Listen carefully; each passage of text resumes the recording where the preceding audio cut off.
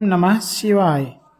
आज श्री शिव महापुराण के अंतर्गत 14वें दिन देश, काल, पात्र और दान आदि का विचार किस प्रकार से किया जाता है, कैसे करना चाहिए, उसकी कथा हम सुन रहे हैं। ओम नमः शिवाय। ऋषियों ने कहा, हे सूत जी महाराज, आप क्रमशः देश, काल आदि का वर्णन कीजिए। सूत जी ने कहा, देव यज्ञ जो मैंने कल आपको बताया था, इन कर्मों में अपना शुद्ध घर समान फल देने वाला होता है, अर्थात अपने घर में किए हुए देव यज्ञ आदि शास्त्रोक्त फल को सम मात्रा में देने वाले होते हैं। वहीं गौशाला का स्थान घर की अपेक्षा 10 गुना फल देता है। जलाशय का तट उससे भी 10 गुना महत्व रखता है। जहाँ बेल, तुलसी एवं पीपल वृक्ष का मूल निकट हो, वह स्थान जलाशय के तट से भी 10 गुना फल देने वाला होता है। देवालय को उससे भी 10 गुने महत्व का स्थान जानना चाहिए। देवालय से भी 10 गुना महत्व रखता है तीर्थ भूमि का तट, और उससे 10 गुना श्रेष्ठ है नदी का किनारा। उससे 10 गुना उत्कृष्ट है तीर्थ नदी का तट, और उससे भी 10 गुना महत्व रखता है सप्तगंगा। सप्तगंगा कौन कौन सी हैं? गंगा, गोदावरी, कावेरी, ताम्रपर्णी, सिंधु, सरयू और नर्मदा। इन 7 नदियों को सप्तगंगा कहा गया है। समुद्र के तट का स्थान इनसे भी 10 गुना पवित्र माना गया है, और पर्वत के शिखर का प्रदेश समुद्र तट से भी 10 गुना पावन है। सबसे अधिक महत्व का वह स्थान जानना चाहिए जहां पर आपका मन लग जाए। यहाँ तक देश का वर्णन हुआ। अब काल का तारतम्य बताया जाता है। सत्ययुग में यज्ञ, दान आदि कर्म पूर्ण फल देने वाले होते हैं, ऐसा जानना चाहिए। त्रेता युग में उसका 3/4 फल मिलता है। द्वापर में आधे ही फल की प्राप्ति कही गई है। कलयुग में 1/4 ही फल की प्राप्ति समझनी चाहिए, और आधा कलयुग बीतने पर उस चौथाई फल में से भी 1/4 कम हो जाता है। शुद्ध अंतःकरण वाले पुरुष को शुद्ध एवं पवित्र दिन सम फल देने वाला होता है। सूर्य संक्रांति के दिन किया हुआ सत्कर्म पूर्वोक्त शुद्ध दिन की अपेक्षा 10 गुना फल देने वाला होता है। उससे भी 10 गुना महत्व उस कर्म का है जो विषु नामक योग में किया जाता है। दक्षिणायन आरंभ होने के दिन, अर्थात कर्क की संक्रांति में किए हुए पुण्य कर्म का महत्व विषु से भी 10 गुना माना गया है। उससे भी 10 गुना मकर संक्रांति में, और उससे भी 10 गुना चंद्र ग्रहण में किए हुए पुण्य का महत्व है। सूर्य ग्रहण का समय सबसे उत्तम है। उसमें किए गए पुण्य कर्म का फल चंद्र ग्रहण से भी अधिक और पूर्ण मात्रा में होता है। इस बात को विज्ञ पुरुष जानते हैं। जगत रूपी राहु रूपी विष से संयोग होता है, इसलिए सूर्य ग्रहण का समय रोग प्रदान करने वाला होता है। अतः उस विष की शांति के लिए उस समय स्नान, दान और जप करना चाहिए। वह काल विष की शांति के लिए उपयोगी होने के कारण पुण्यप्रद माना गया है। विशेष बात यह है कि जन्म नक्षत्र के दिन, अर्थात जिस दिन आपका जन्म हुआ हो और उस दिन क्या नक्षत्र है, तथा व्रत की पूर्ति के दिन का समय सूर्य ग्रहण के समान ही समझा जाता है। इसलिए अपने जन्म नक्षत्र के समय भी यह अत्यंत उपयोगी हो जाता है।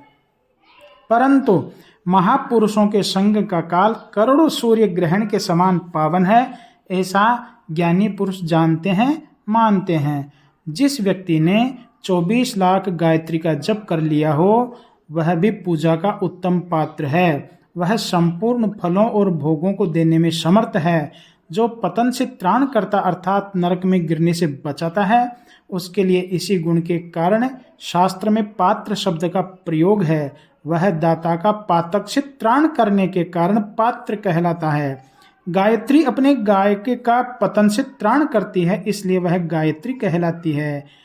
उदाहरणार्थ, जैसे इस लोक में जो धनहीन है, वह दूसरे को धन क्या ही देगा। जो यहाँ धनवान है, वही दूसरे को धन दे सकता है। उसी प्रकार जो स्वयं शुद्ध और पवित्र आत्मा है, वही दूसरे मनुष्यों का त्राण या उद्धार कर सकता है। जो गायत्री का जप करके शुद्ध हो गया है वही शुद्ध है। इसलिए दान, जप, होम और पूजा सभी कर्मों के लिए वही शुद्ध पात्र है। दान किसको दिया जाए, किसको खिलाया पिलाया जाए, स्त्री हो या पुरुष, जो भी भूखा हो वही अन्नदान का पात्र है। जिसको जिस वस्तु की इच्छा हो उसे वह वस्तु बिना मांगे ही दे दी जाए तो दाता को उस दान का पूरा पूरा फल प्राप्त होता है। ऐसी महर्षियों की मान्यता है। जो सवाल या याचना करने के बाद दिया गया हो वह धन आधा ही फल देने वाला बताया गया है। अपने सेवक को दिया हुआ दान 1/4 फल देने वाला होता है। जो जाति मात्र से ब्राह्मण है और दीनता पूर्ण वृत्ति से जीवन बिताता है उसे दिया हुआ धन का दान दाता को इस भूतल पर सुखप्रद होता है। क्षत्रियों का शौर्य से कमाया हुआ, वैश्यों का व्यापार से आया हुआ और शूद्रों का सेवा वृत्ति से प्राप्त किया हुआ धन भी उत्तम द्रव्य कहलाता है। धर्म की इच्छा रखने वाली स्त्रियों को जो धन पिता एवं पति से मिला हुआ हो उनके लिए वह उत्तम द्रव्य है। गौ आदि 12 वस्तुओं का चैत्र आदि 12 महीनों में क्रमशः दान करना चाहिए। गौ, भूमि, तिल, सुवर्ण, घी, वस्त्र, धान्य, गुड़, चांदी, नमक, कोहड़ा और कन्या, यही 12 वस्तुएं हैं। इनमें गोदान से कायिक, वाचिक और मानसिक पापों का निवारण तथा कायिक आदि पुण्य कर्मों की पुष्टि होती है। भूमि का दान इहलोक और परलोक में प्रतिष्ठा की प्राप्ति कराने वाला होता है। तिल का दान बाल वर्धक एवं मृत्यु का निवारक होता है। सुवर्ण का दान जठराग्नि को बढ़ाने वाला होता है। घी का दान पुष्टिकारक होता है। वस्त्र का दान आयु की वृद्धि कराने वाला होता है, ऐसा जानना चाहिए। धान्य का दान अन्न धन की समृद्धि के कारण होता है। गुड़ का दान मधुर भोजन की प्राप्ति कराने वाला होता है। चांदी के दान से तेज की वृद्धि होती है। लवण का दान षड्रस भोजन की प्राप्ति कराता है। सब प्रकार का दान सारी समृद्धि की सिद्धि के लिए होता है। कन्यादान आजीवन भोग देने वाला कहा गया है, पवित्र है, पावन है। वह लोक और परलोक में भी संपूर्ण भोगों की प्राप्ति कराने वाला है। जिन वस्तुओं से श्रवण आदि इंद्रियों की तृप्ति होती है उनका सदा दान करें। तपस्या और दान ये 2 कर्म मनुष्य को सदा करने चाहिए तथा ऐसे गृह का दान करना चाहिए जो अपने वर्ण और गुण से सुशोभित हो। बुद्धिमान पुरुष देवताओं की तृप्ति के लिए जो कुछ देते हैं वह अतिशय मात्रा में और सब प्रकार के भोग प्रदान करने वाला होता है। उस दान से विद्वान पुरुष इहलोक और परलोक में उत्तम जन्म और सदा सुलभ होने वाला भोग प्राप्त करता है। ईश्वर परम से बुद्धि से यज्ञ दान आदि कर्म करके मनुष्य मोक्ष फल का भागी होता है। अर्थात जो भी करे वो ईश्वर के अर्पण कर दे, अपनी बुद्धि में अभिमान नहीं लाए और भगवान शिव के प्रति समर्पित रहे। ओम नमः शिवाय, ओम नमः शिवाय, ओम नमः शिवाय, ओम नमः शिवाय, ओम नमः शिवाय, नमः शिवाय।